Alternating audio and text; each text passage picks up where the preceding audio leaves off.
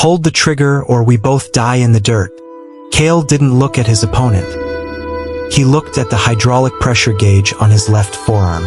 He was strapped into a haptic rig, his nervous system wired into a 12-foot chassis of reinforced tungsten and exposed wiring.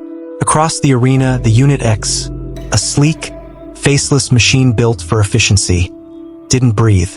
It just computed. The crowd in the subterranean pit was a blur of noise, but inside the cockpit, it was silent except for the rhythmic thrum of the coolant pumps. Kael's rig was a scrap heap, built, held together by industrial welds and stubbornness. The Unit X was corporate perfection.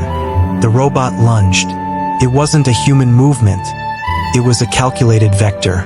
A steel fist slammed into Kael's chest plate, the impact rattling his teeth and sending a spike of feedback pain through his spine. He gasped, his vision flickering red. He didn't retreat. Retreating was a mathematical certainty that led to defeat. Instead, Kael overcharged his servos, forcing the actuators beyond their safety limit. The smell of burning ozone filled the cockpit. As the Unit X wound up for a finishing blow, Kael triggered the manual override. He didn't punch back. He dropped his center of gravity and jammed his arm into the robot's open knee joint, using the machine's own momentum against it. The Unit X tilted. For a microsecond, its sensors recalibrated. That was the window. Kael slammed a high-voltage discharge spike into the Unit X's neck cabling. A blue arc of electricity tore through the machine's chassis, overloading its processors. The robot froze, its servos locking in a rigid, unnatural posture.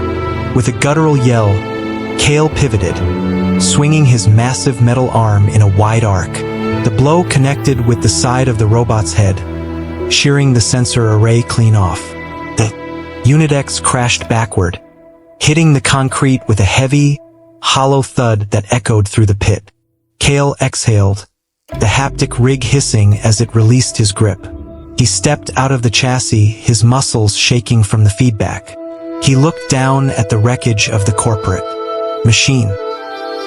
He didn't celebrate. He just reached into the wreckage, pulled out the encrypted data core he'd been hired to steal, and walked toward the exit before the security drones could lock the gates. He had won the fight, but the heist had just begun.